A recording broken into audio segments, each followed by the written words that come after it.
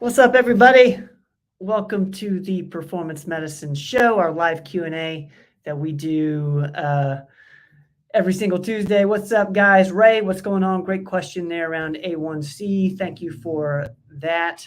We're going to let some people roll in, see if we're on Instagram. We should be on Instagram. Swamp Gator, what's up? Ravonda, what's up? Great to see you guys over on Instagram. Thank you. Roel, what's up? Carter, happy Tuesday. It was great to see you yesterday. Thank you guys for doing all that you do. Let's see here. Where are we at? I'm just going to make sure we're live. Katie, what's going on? Great to see you. Also great to see you yesterday. Thank you for all that you do.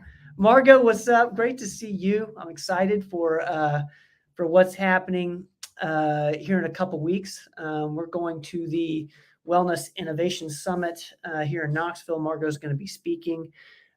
Super pumped about that. Going to talk about all things hormones, thyroid. Velma, what's up? Jerry, Bianca, Grandma Mary, what's up? Yeah, Roel, I should have gotten back. I emailed you back. Did you get my email? I think it was Super Miraforte and Masculinity. But make sure you got that. Bianca, we're going to my Aunt Lisa's house. Really pumped about that for Easter. So pumped about it. Thank you, Lisa. Lisa, it was great to see you. I hope you're doing well. So glad to see all these familiar faces. You guys are the best. And Margot, I'm really excited about the green screen that you did around.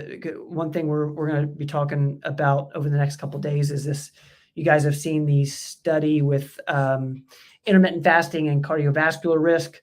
You guys might have questions around that, but that's kind of causing a stir. Karen, what's up? I'm sorry you missed that. That was so much fun. Andy was on the show last week. He was actually with me here. I'm in the Fountain City office in North Knoxville. He was with me here. We had an absolute blast.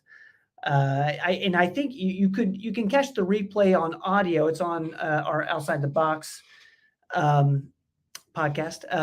Brandon, thank you. Brandon's over on Instagram. I think he's grilling out right now. Brandon's talking about our new West Knoxville sign. Thank you. So pumped about that sign. I wish I don't have a picture. Let's see if I can just. I'm just so darn proud of this. Huge shout out to Katie for all that she had to go through to get this darn thing up. Look at that sign. That's in our West Knoxville location. See that little glare. Shout out to the West Knoxville team. Super pumped about that. Stan, what's up? Farida, what's up? Got your question around type 2. Thank you. We're going to let a few more people come here. Then Doc's going to be in the building answering your health and wellness questions. The Performance Weekly went out today. We had 3 videos go up on our YouTube channel. This was one of them, Neurogen Brain Balancing. Neurogen is a company that does neurofeedback. And this was fascinating. Christy Schultz is the practitioner that Dr. Rogers talked to. Really interesting to see how neurofeedback can help with things like PTSD, insomnia, anxiety, depression. I think there's even a protocol for autism and kind of that calm focus that we're all wanting. So shout out to Christy. Thank you so much for doing that and educating us on neurofeedback. If you guys want to learn more about that, check out that episode of the Common Sense MD. It's up on the YouTube channel as well as the audio platforms. And I just love this. You see Kelly there on the left, Brittany on the right. Kelly's our esthetician over in the Johnson City location, and Brittany's our PA over there in the Johnson City location. They had just a fantastic conversation around the effects that weight loss can have on the skin. This is especially pertinent to those who have been on a GLP-1 medication and maybe lost a bunch of weight quickly.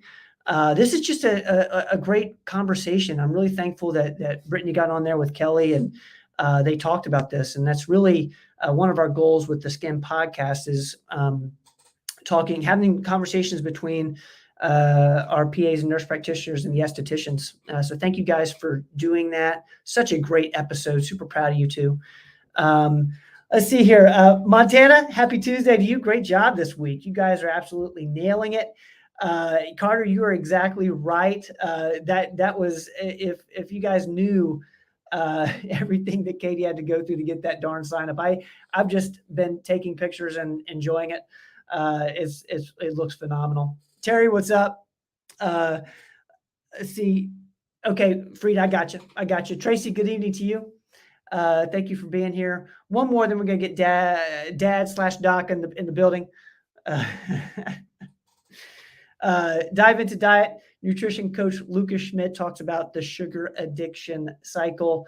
I'm just gonna be quick and to the point here, guys. To stop the cycle, watch this video. Or actually, it's not on the podcast yet. It's on the YouTube channel. Stop the cycle. I feel like I'm addicted to sugar about twice daily. I don't know about you guys. All right, let's get them in here. Yes, Richard, we can definitely talk about that. Yes. Doc, you ready?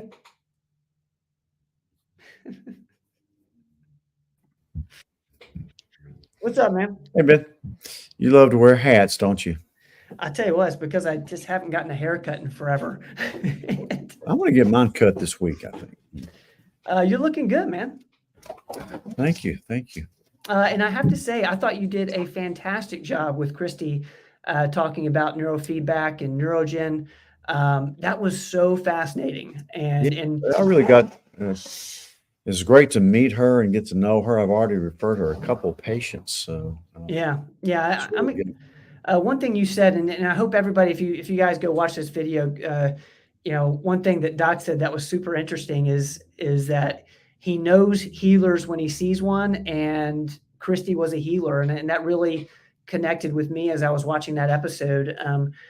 So shout out to Christy. Thank you guys for doing that important episode. One, because I know they do a lot of work with veterans and PTSD and just really important stuff. So thank you guys for doing that. All right, we about ready to roll? Yeah. Let's see here. We're gonna get to some questions. We've got a lot of questions that came in throughout the week, so we're gonna keep moving here, guys. If you have a question for Doc, go ahead and put it in the comments. Instagram, I'm watching you guys too, so if you guys have a question for Doc, go ahead and put it in the comments over there, and I'll make sure it gets seen over here. All right, let's see. Start with a hormone question. I've read a few more things that mention that static dosing as opposed to cycling for HRT could lead to thickening of the uterus and thus possibly increased risk for uterine cancer down the road. What are your thoughts on this? I know that you talk a lot about both static dosing as well as cycling. So what's your thoughts on this? I really like to, just depends on the age of the patient. I'll kind of cycle it anyway. There's Izzy coming up on my thing here already. She doesn't realize this is the beginning of the show. You're not supposed to show up till later. But anyway, that's why if I do creams, I kind of do it 6 nights out of the week instead of 7. But yeah, if you're still, before age 50 and you're still cycling, of course, we use,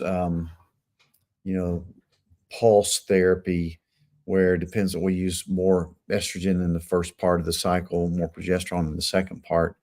But once, most of the patients are postmenopausal and they don't have periods, so we usually use 6 days a week. But really, to be honest with you, and it is true that if you have unopposed estrogen, which you can't do in a woman with a uterus, you have to have progesterone.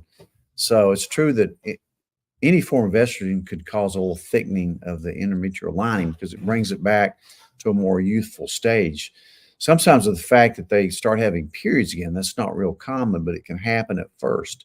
So it's not to get alarmed by, but if it persists, we usually like to send you to your gynecologist for an ultrasound and just to make sure you don't have a polyp or, anything real thick. But it is true it can thicken up the endometrial lining. That's why we use progesterone to kind of counterbalance that and protect that endometrial lining.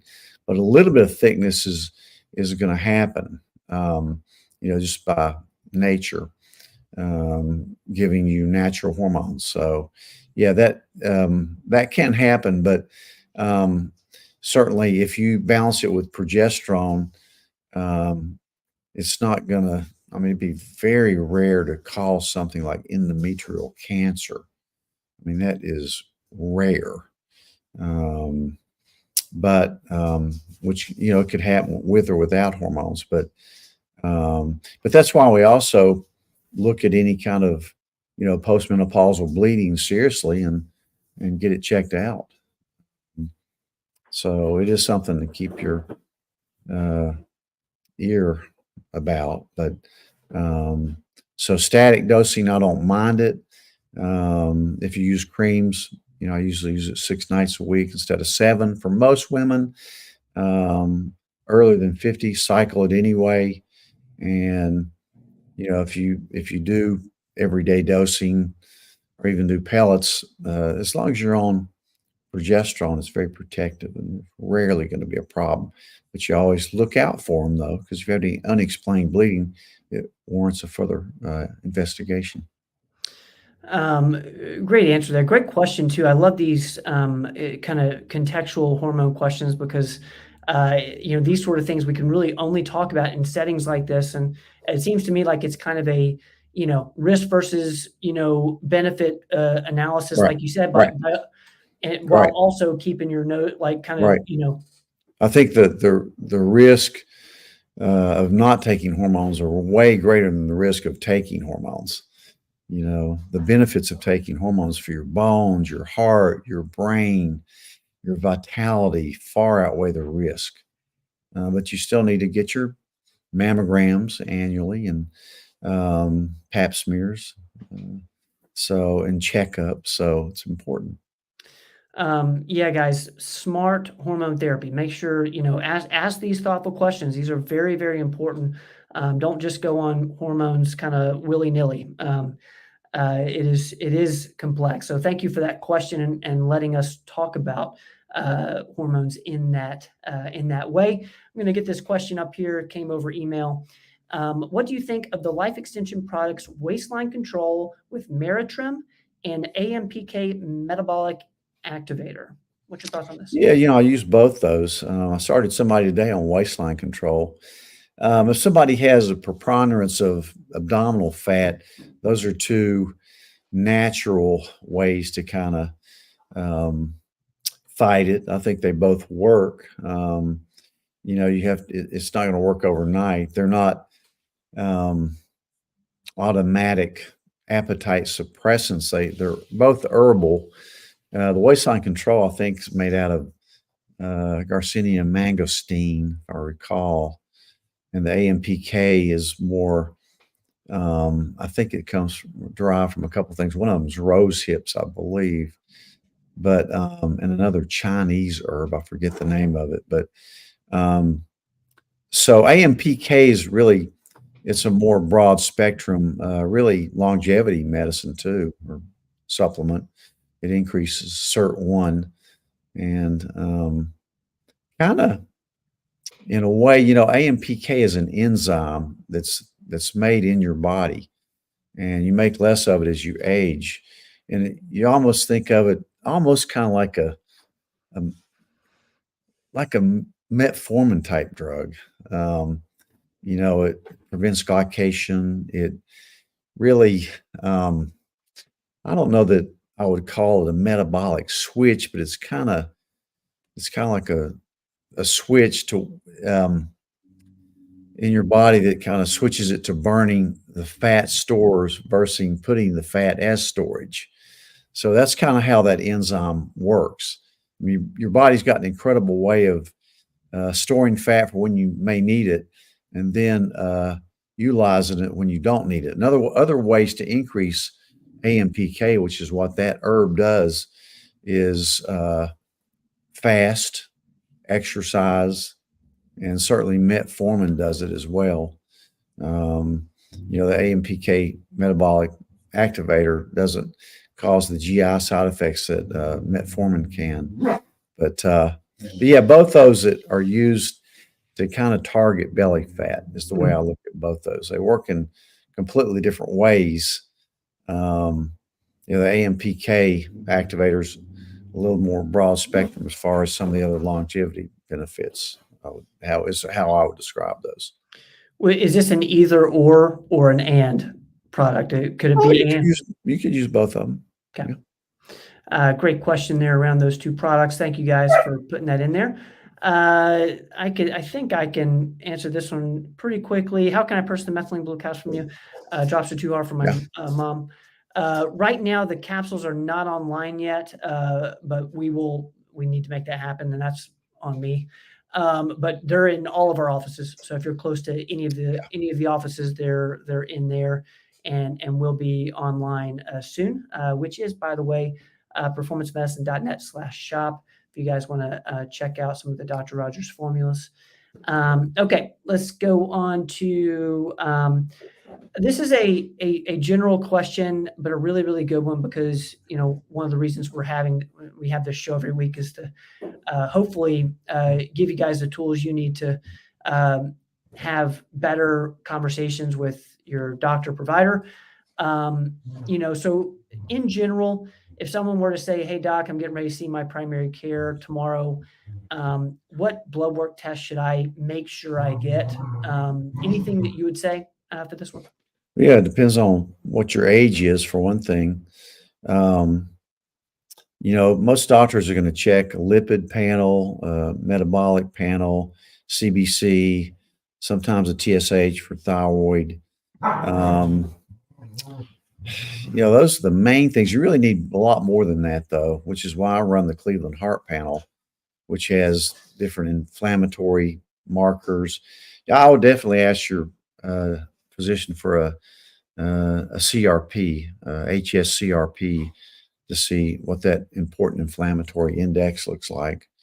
Very important for an advanced lipid panel, not just your cholesterol, HDL, LDL, but for an advanced lipid particle that has an ApoB and an LP little a. And you also should get, in addition to a CMP, a hemoglobin A1C, which is a average blood sugar. That's very important. We carry it a lot further with the Cleveland with the insulin levels and C peptides, which is a little more specific. I like to look at cortisol levels. I like to look at a more of expanded thyroid panels, especially in women, with not only a TSH and a T4, but the free T3 is really where the money is on that one. And I like to check hormone levels. The male and female hormone levels. I like to check vitamin levels, especially vitamin D. You should definitely ask for that one. Very important. B12, folate are important. Sometimes I'll do a little genetic testing, especially the MTHFR gene and the ApoE gene. But your doctor may not, have that available or want to run them. But definitely those others, like the CRP, the vitamin D, the ApoB, at least the A1C, and those type things. Yeah, most doctors don't run quite enough blood work, I think. Yeah, it's a great question. One, because I think coming in equipped with what labs you're wanting is one of the better ways to take control of your health. So I really appreciate that question, and I'll ask you, Doc. Would it be cool if they went in and asked, "Hey, do you guys run Quest Labs or LabCorp or something like that?" Just to see if because I know Quest runs the Cleveland Heart, might not be exactly like ours, but yeah, certainly. Yeah. Ask for it. All Yeah. right, let's keep moving here. Vicky, I see your question. Thank you for putting that in there. Barbara, what's up? Great to see you. We're going to get to live questions here in just a second. So if you have a question, go ahead and put it in for Doc. This is a peptide question. What are your thoughts on peptides like GHK CU? First of all, what is this peptide? I love peptides. I take several myself, but that's the copper peptide. That's a good peptide. Really, it's more for people think of it just for skin and increasing firmness, decreasing wrinkles, and things like that. But it also has some longevity properties to it as well if you inject it. A lot of you can get the copper peptides in a lot of over-the-counter um, face creams, but certainly the injectables are going to work a lot better because they're systemic. But I have nothing against putting the creams on that have it in it, but I really like the injectables. I think they work a lot better. But when you're thinking skin and maybe for even promoting hair growth, the copper peptide is a really good one. Very good peptide. All right. Thank you for that question. Came on Instagram. This is another question that came on Instagram. Speaking of which, if you're watching on Instagram, you can if you have a question, put in the comments. I'll be looking over there as well. I see Dr. Creech is in there. Dr. Creech, so good to see you. Let's get to this question real quick. My cardiac calcium score is 223, 55-year-old female. What are my best next steps? Is this a coronary calcium score? Yeah. Yeah. That's not an alarming score. If you look at the percentiles, you're going to get a little bit alarmed, but really it just depends on your risk factors for heart disease. So I wouldn't freak out at that at all. Anything over a 400, I usually will refer for a cardiac stress test usually, especially if you have risk factors. But I mean, it just kind of it raises your you know consciousness about you do have some calcium plaque either inside or outside your coronary arteries, and sometimes you look at which ones are involved, and it's usually the LAD, the widowmaker, the left anterior descending. And I think my score 10 years ago was 0. Last year it was 92, but it was all in my LAD, which is the worst one it can be in. But that's not an alarming score, really. But it does raise a flag. So if you have any other risk factors, I'd certainly think about getting a stress test. If you have no symptoms like chest pain, shortness of breath, and you're not a diabetic, you're not smoking, you don't have hypertension, you don't have a really strong family history of heart attacks in your 50s, then I wouldn't freak out at all about it. It's not a perfect test. If you are overly worried about it, you could certainly get a coronary angiogram score, which is a CT angiogram, where they do that same test, but they inject you with dye. It's a lot more accurate. The other thing you might want to do is get a carotid IMT test. We do those at the office a couple times a year. The folks from Atlanta come up and do that test, and that measures the thickness of your intimal media of your carotid artery. It's a really more of a corollary test to soft plaque than the calcium, because the calcium score just gives hard plaque, which usually doesn't go anywhere, but it can be related to soft plaque, which is the dangerous type that can form blood clots, break off, and cause a heart attack. But so the carotid IMT test is probably even a better test because it closely correlates with even though you're measuring your carotid arteries, to what's going on with soft plaque in your coronary artery. So don't freak out, but it raises a little bit of a question: what else do I need to do to prevent heart disease, which is the major killer of all people, especially Americans? But so you probably want to get on a baby aspirin, an 81 milligram aspirin every day. It also cuts your risk of colon cancer down. And make sure your blood pressure's good and your A1C is down. You don't smoke.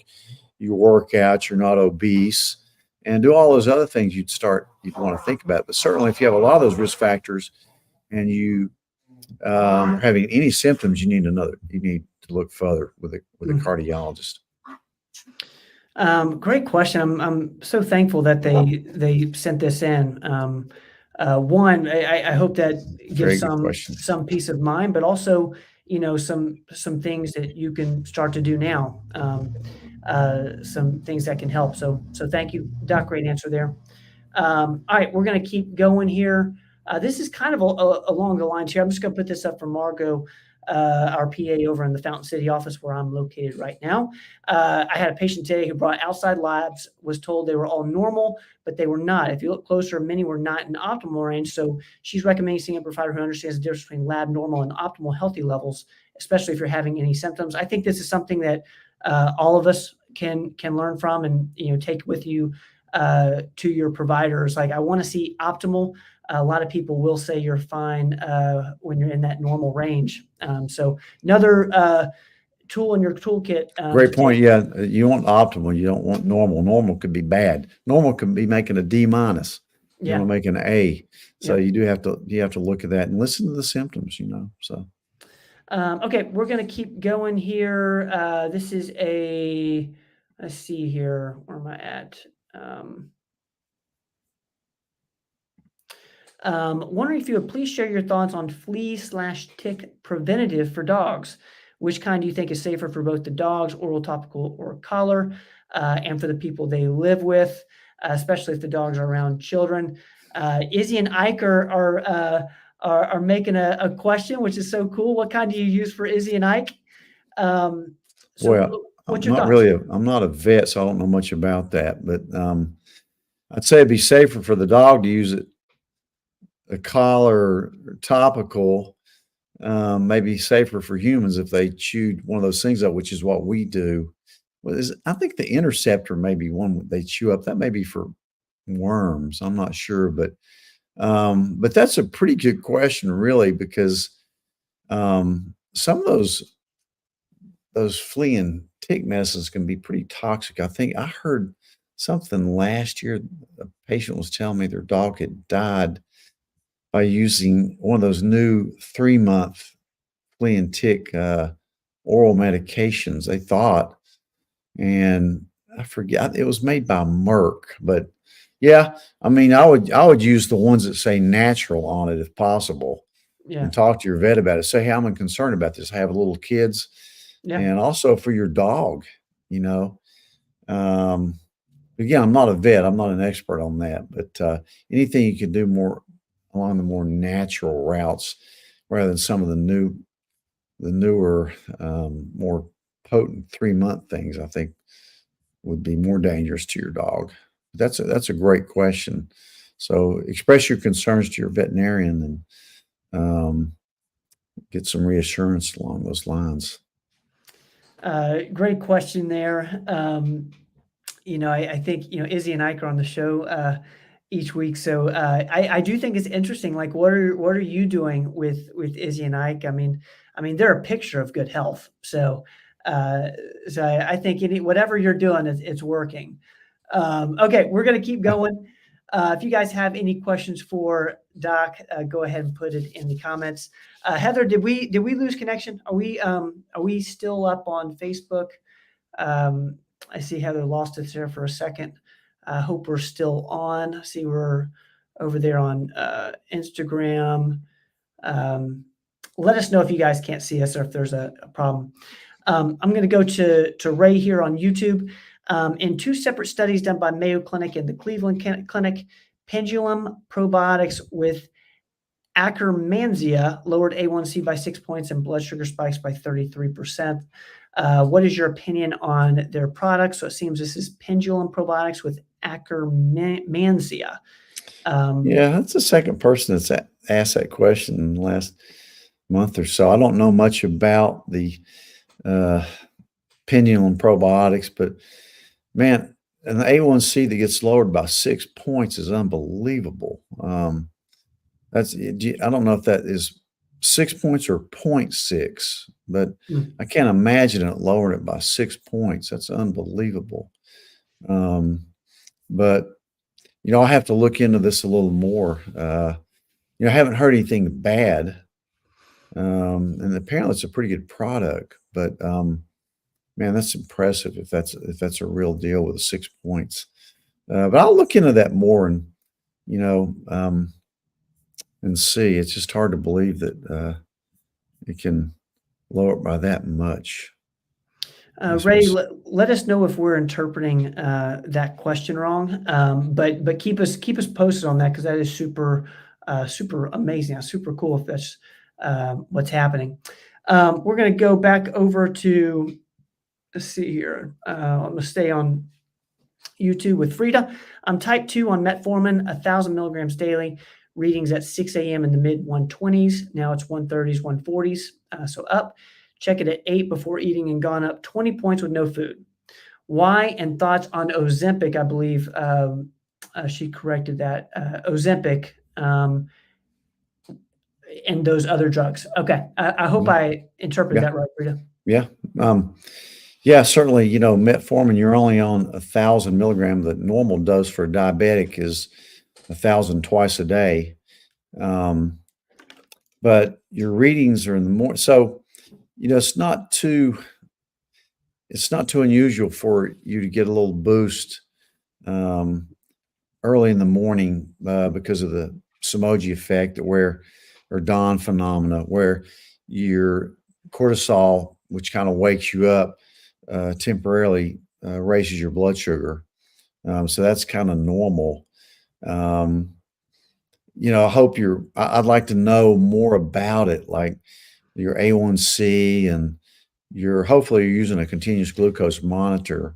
Um, and you can actually really correlate it a lot better to see what it's doing in the middle of the night, after you eat. It checks it every few minutes. So you're really going to get a lot more information on how much time you're outside the curve. But as far as, say, if you're getting readings up that high, you definitely need at least a Freestyle Libre. Um, and you probably need to pop your metformin up to 1,000 twice a day. I love Ozempic and Mounjaro, and I just love them for diabetes, especially if you're a little bit overweight or a lot overweight. They work incredibly well, and they also protect your heart. There's new data coming out all the time about how cardioprotective it is, how it reverses non-alcoholic fatty liver disease, how protective of your kidneys it is. I had a patient here last week that has minimal change nephropathy, which is a form of kidney disease, a lot of proteinuria, and the nephrologists are starting to use some of these medicines for protection on kidneys. So certainly we have Ozempic, Mounjaro. We even have a couple of orals that are really they work in a little different way, a lot different way, with the way they control diabetes by getting the blood sugar from the blood and transferring it to the kidneys where you urinate it out. Farxiga, and there's another one out. I don't know why I'm blanking on it, but those are also very good, very cardioprotective. Jardiance is the other one. So yeah, there's a lot of great stuff out there now. Mm. And certainly if you're anywhere overweight and you're diabetic, you should get on Ozempic unless you have a contraindication, which there's very few. So yeah, I really do like them. Frida, I hope that helps. One, because I know there's so many people in very similar scenarios, so I hope that helps a few of you here tonight. Thank you for that, Frida, for putting that in there. Bianca is saying, I missed the intermittent fasting / cardio risk study. Please talk about it. So I think the way I want to ask this is like, are you still going to be intermittent fasting? Yeah, I am.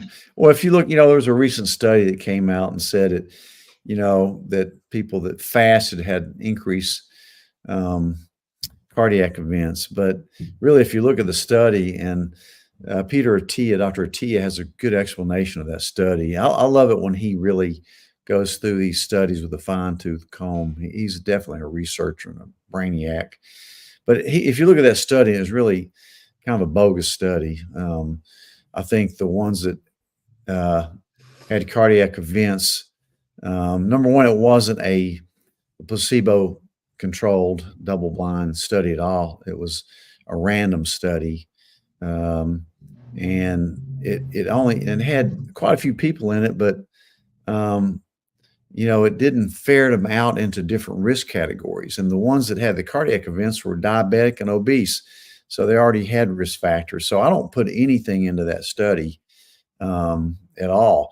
And again, I'm not saying intermittent fasting is for everybody.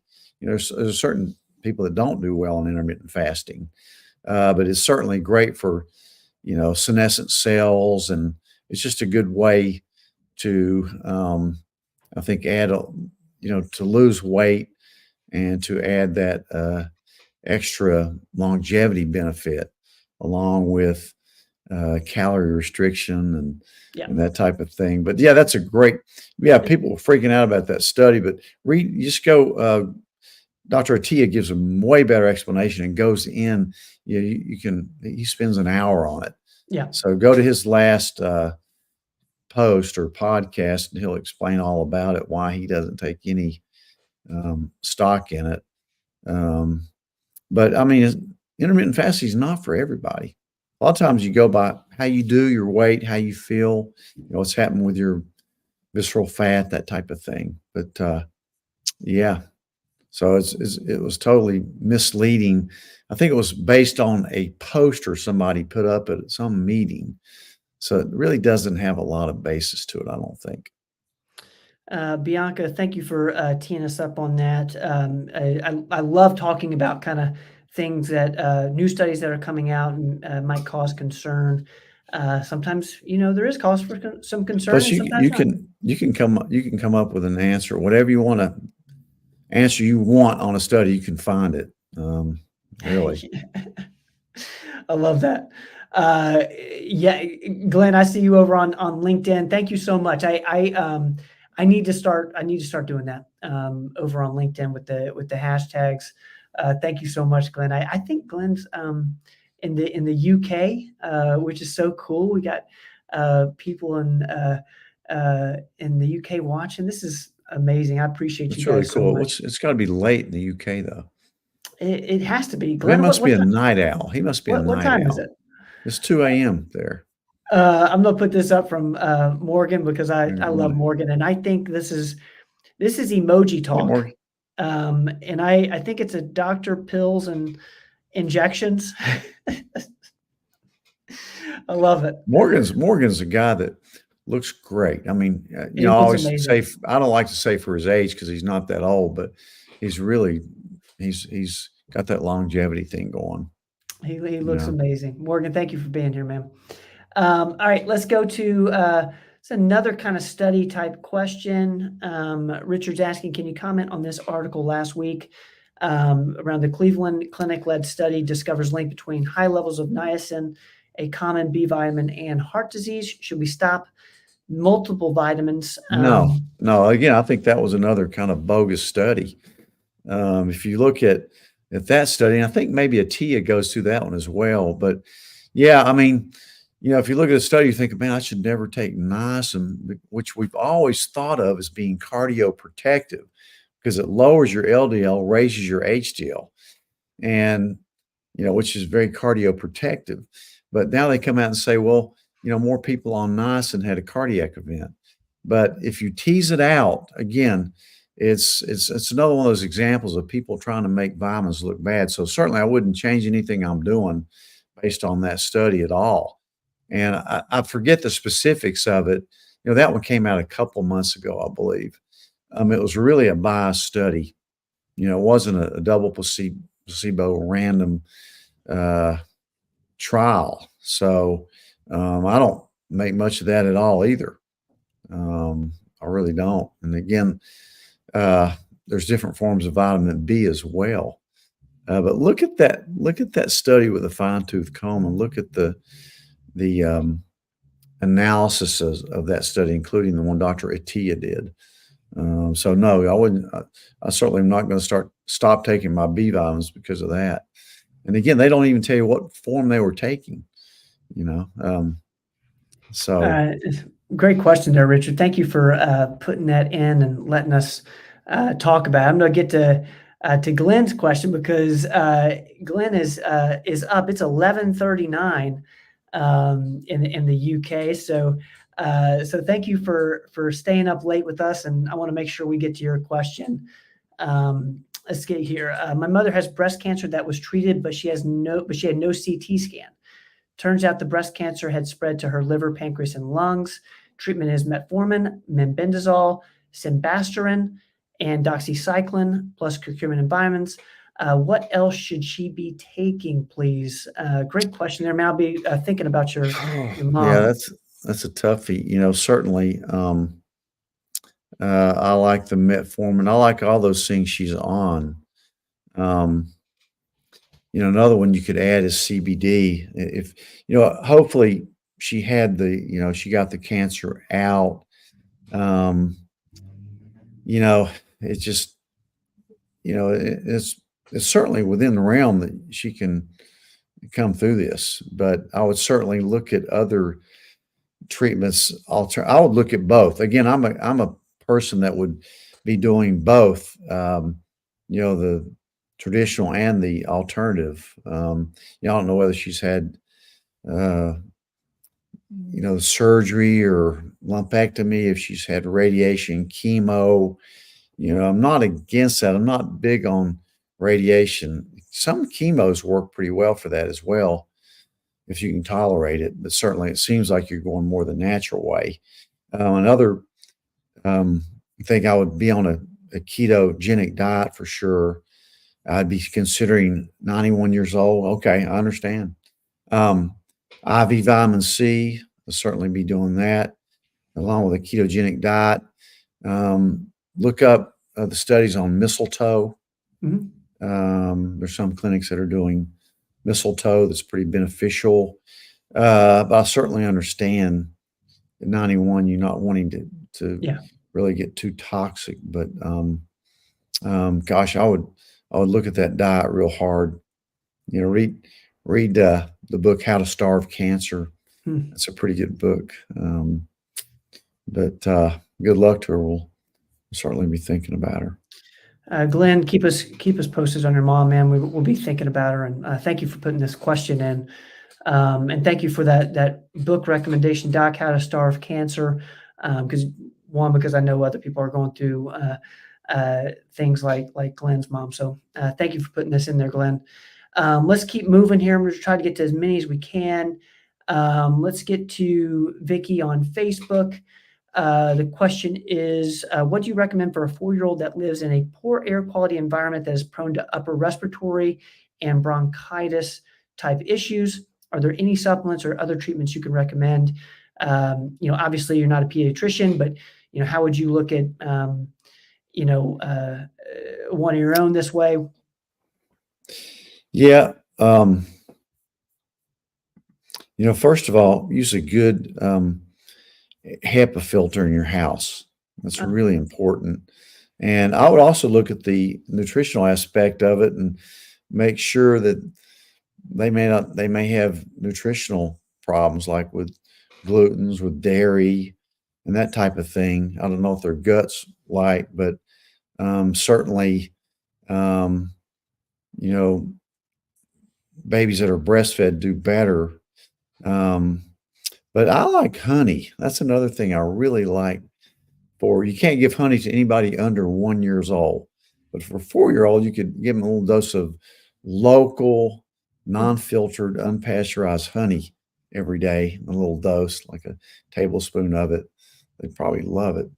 It's good. And do that, but make sure they're on vitamin C, vitamin D, and then make sure you use a good filter. And it'd be interesting what kind of poor air quality it is. A lot of smog around in a big city or near a factory or that type thing. Um, but there's a lot of other stuff you can do through your pediatrician as far as antihistamines and things like that. But for natural stuff, I love honey. Um, I love goat milk. I love colostrum. Um, I like probiotics. Um, I always look at the gut and nutritional aspects of that as well as what you're breathing in. Mm. Um, but yeah, gosh. And if you get the immunizations, spread them out. Yeah. Spread them out. Vicky, thank you for that question. Let's see. I hope that helps a little bit. We're going to go to Lori's question. What is the best magnesium supplement? I love this question because magnesium is so confusing, and we talk about it so much. Well, there's So thank 9 you. different forms, and Yeah. my favorite is a combination of magnesium glycinate, malate, and threonate. That's what's in my magnesium bottle that we came up with. But definitely, if I had to pick just one form, it'd be glycinate. Um, but if you're constipated, mag citrate. There's mag succinate, mag oxide. But as far as what I think you need magnesium for is more brain health, and certainly uh, those cross the blood-brain barrier, and that'd be my favorite. Is that combination with the three? Lori, thank you for that question. Love talking about magnesium on this show. I hope that helps a little bit. We're going to go to, let's see where I'm at. I see Carter and Katie got the IV question. Thank you for guys for that. Let's go to Loretta. Is there a supplement recommended to take if thyroid levels are on the low end, but within the normal range per labs? Great question, Loretta. You might need more information. What's your thoughts on this? Yeah, you want to see, if your antibodies are positive, but certainly zinc and selenium are two that I think about that are good. Believe it or not, for some people, cruciferous vegetables are not good for thyroid. So you need to look into that, maybe not taking them if you have a thyroid. I don't know if you have a goiter, what your levels look like, but certainly I go a lot by symptoms. So you may even need to take, some a prescription medicine, a prescription natural thyroid supplement that's desiccated thyroid, like Armor or NP. I use those all the time in people that have a normal thyroid, just like Margot was talking about. If you're on the low end and you're cold, you run a low temperature, cold hands and feet, you can't lose weight, your hair's thinning, your skin's dry, you're losing some of your lateral eyebrow, you're constipated, you have brain fog, you're sluggish. Think about getting your doctor to prescribe a low dose of NP or Armor Thyroid. You'll feel a lot better because I like to suppress that TSH to 1 or less, a little bit less sometimes, and get the free T3 up in a good healthy range. But certainly, if your antibodies are positive, you definitely need zinc and selenium. Those are good anyway. Yeah. Some people think you ought to have a little bit of iodine. So Loretta, if you want to dive a bit deeper, Robin Riddle did an explain this episode on thyroid antibodies as well as Hashimoto's thyroiditis, covers thyroid really in depth, as well as some of those natural treatments that Doc was just talking about. So if you search thyroid and performance medicine, it should come up over there on YouTube. I want to get this from Michael, one, because it's I think we've all been there. The question is, what's the main cause of afternoon crashes? And mine always comes after my afternoon coffee, and I don't get it. What's your thoughts on this? And one, you need to tell Michael a little bit about methylene blue, because I think that does solve it. The most common cause of it is boredom. I'm kidding. No, it's maybe hypoglycemia. That'd be a good reason to stick a Freestyle Libre on the back of your arm for a couple of weeks. I've done it, and you can certainly see if you're crashing with your sugar in the afternoon. Sometimes I think cortisol crashes out a little bit too, but it seems to be related to meals. And Ben, you may have ADD because people that drink coffee and it makes them drowsy, they may have ADD. They get tired when they take a stimulant, so that's possible. It does the same thing to me. Does it really? Really, when I drink coffee in the afternoon, it makes me more tired for some reason. Um, so maybe we both have a little component of ADD. But yeah, look at your blood sugars. One thing that I do that I think's really helped, anybody that works at my office will tell you this. Right after I eat, I go on a walk, and it Oh, seems yeah. to prevent that. Um, it's good after any meal. Again, I eat 2 meals a day, lunch and dinner, and I try to take a short, sometimes a longer walk right after each of those. I think it helps you metabolize a little better, and it'll prevent a lot of that sluggishness. But um, don't eat dessert. Don't eat sugar. Sugar is the main cause of crashes, I think, and so cut the dessert out if you're doing that, and don't overeat at lunch. Don't overeat ever, but um, and look at what you're eating. If you're eating a lot of carbs, be careful. Make sure you get plenty of good fats and protein. And man, you're right. Methylene blue is great. Love methylene blue. I think what I keep hearing from our team and you and is taking it around that 11 Mhm. a.m. Kind of Yeah. keeps you focused the rest of the day. So, Michael, I hope that helps, man. We've all been there, and the Yeah. walking is a big deal. Walking right after has always helped me. Okay, let's keep going here. I want to make sure I get to as many as possible. Um, where am I at? Shoot, guys, I'm sorry. Um, I see here. While I'm looking, I'm just going to put this up here from Melanie. Thank you, Melanie. Melanie, that's so sweet. You're too kind. You're too kind, but thank you. Um, okay, let's see where we're at. Danny is asking, how do you feel about taking hyaluronic acid for joint pain? I've heard it doesn't work taking it orally. What's your thoughts, Doc? Thank you, Danny. Yeah, What's it's not real potent orally for sure.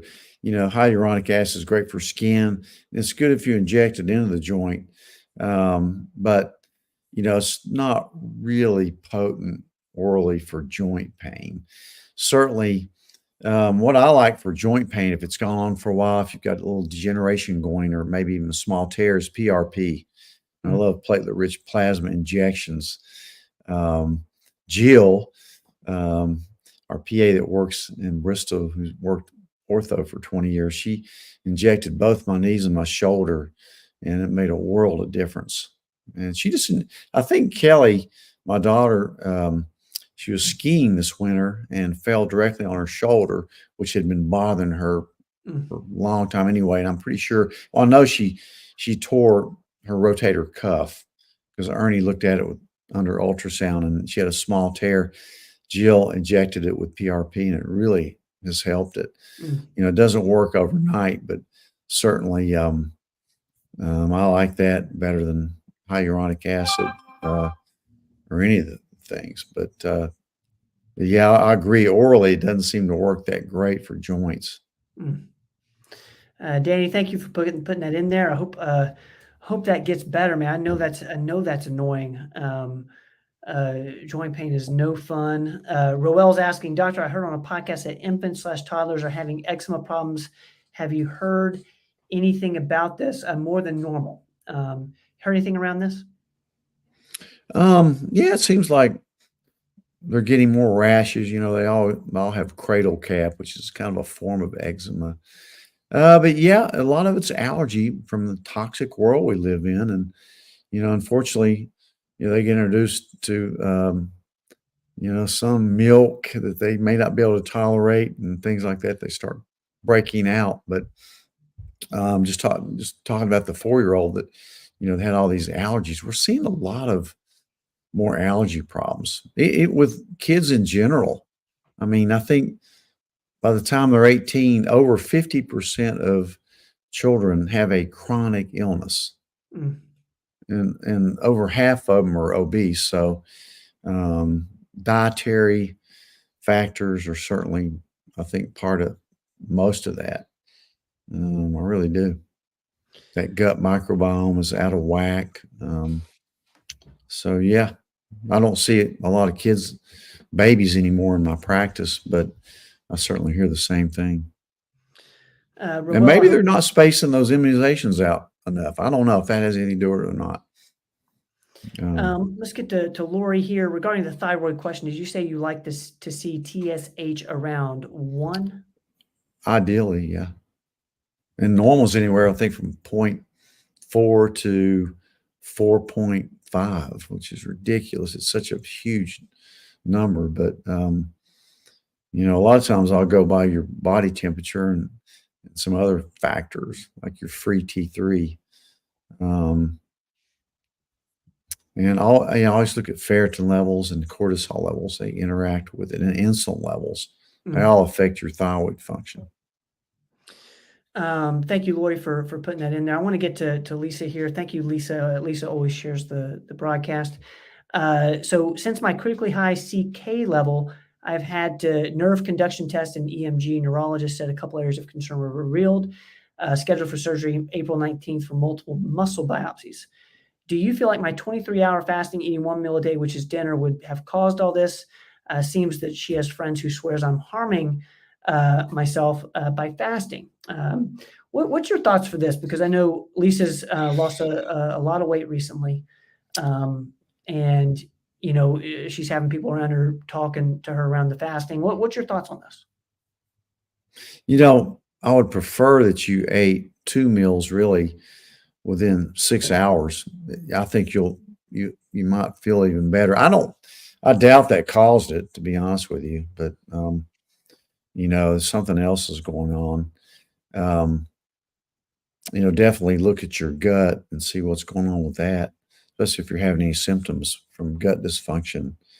Um, sometimes losing a lot of weight quick, can cause hair loss and things like that. I don't, you always think, did something like that turn on some autoimmune process in me? It's possible because, you know, it may be a little stressful for your body. That's why I Mm, really prefer people that tell me they only eat 1 meal a day. I prefer they eat 2. interesting. And So, but Lisa let just us said know. Let us know what happens with that. Lisa's saying Um, her gut is horrible as well. So, healing yeah. the gut, it kind of, always needs to start there. So Lisa, keep us posted, please. Keep us posted with how you're doing. Um, Karen is asking, I'm guilty of taking several vitamins you recommend, but also trust your opinion. Do you recommend any baseline or any periodic labs for magnesium, vitamin D and K, zinc, saffron, as well as B12? So it seems that she's taking a lot of vitamins. Does she need to keep up with these labs to see what's happening there? Unless you're taking an overdose of them, not really. Of course, we always check vitamin D and vitamin B12 and a magnesium levels on there as well.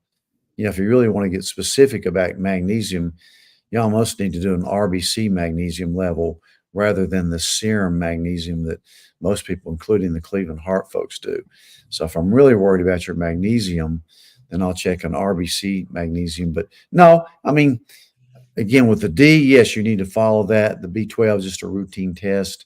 If I'm really can't figure out what's going on with somebody, sometimes I'll do a general vitamin level. It checks vitamin A, C, um, K. It checks a ton of them: magnesium, manganese, boron. Um, so you can certainly dive into that, but um, and certainly I don't think you're overdoing it from the looks of it.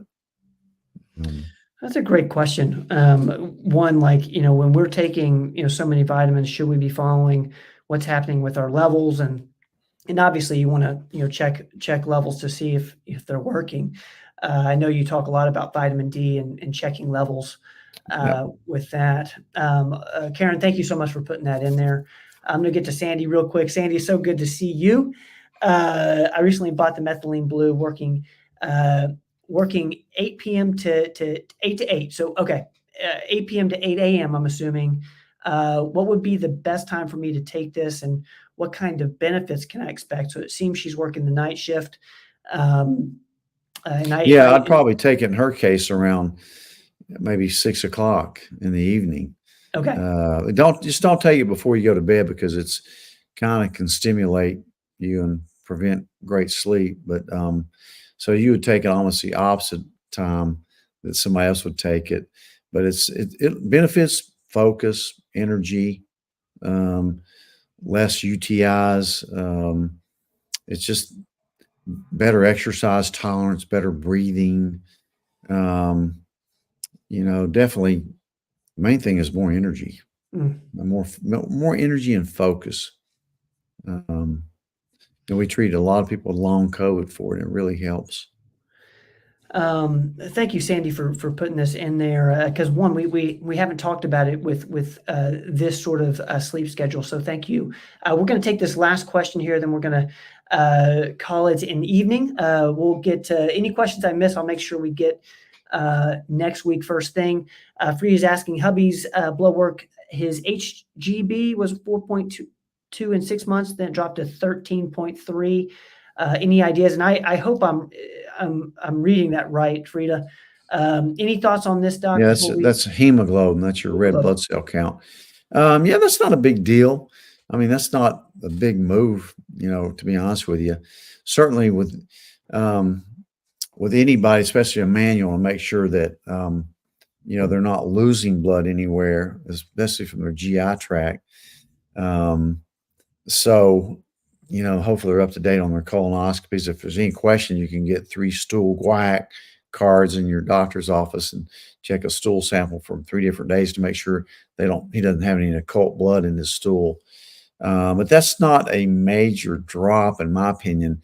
Again, your hemoglobin and hematocrit can move around a little bit depending on state of hydration. So if he's really hydrated, it may have dropped his hemoglobin number a little bit. So if you're dehydrated, it can raise it. Smoking can raise it. So that's not a freak out level at all, but it certainly warrants following, making sure he's not extra tired or losing any blood anywhere through his GI tract. And hopefully his differential on his CBC is normal. He is not, okay. Freda, I hope that helps. Doc, thank you for that. Okay, perfect. Lisa says we did phenomenal tonight. What do you guys think? Lisa does? Yeah. Thank you. Thank you. Ben always does a great job. He makes my job easier. You nailed it. Bradley over on LinkedIn. Thank you, man. Thank you for being with us tonight over there on LinkedIn. We do this show every single Tuesday, 7 to 8. We answer your health and wellness questions. Guys, y'all make this show amazing. Thank you for the thoughtful questions. Thank you for having this conversation with us. And thank you for doing it with us every single week. We love it. To all of our team that's with us tonight. I saw a lot of Margot was answering questions. Katie was answering questions. Carter, Montana's in there. It's all teamwork, isn't it? We love you guys. Thank you. Here's Ike. There's Ike. He needs a bath. There he is. Ike just turned 2 the other week. He just turned 2. He's 2. And Izzy is 1. She turned 1 over right before Christmas. So, Izzy, what's up, girl? She's pretty calm right now. Thank you, Sherry. My brother Steve's in the building. Love you, Steve. Thank you for being here. Shelby, thank you. Shelby met you today. That's cool. Yeah, Shelby's cool. I really was impressed with Shelby today. That's awesome. I told her I like Shelby cars, so we hit it off. Thank you, Shelby. We certainly appreciate you. Carter, thank you. Carter, I don't believe you. It was a 9.2. It was a 9.2. It wasn't a 10. Dad got a 10. And Montana's right. Ike and Izzy are the stars of this show. They're the already 10s. People are starting to ask questions about what they're doing, with their nutrition plan. I know. I need to find out exactly what they're taking. But Pop, I love you, man. Thank you for doing this. Love you, Ben. All right. Guys, we're out of here. We'll see y'all next week. Tuesday, 7 p.m. We'll be back answering your questions. Brad, where we at, man? Where's our outro? There we go. Don't go away.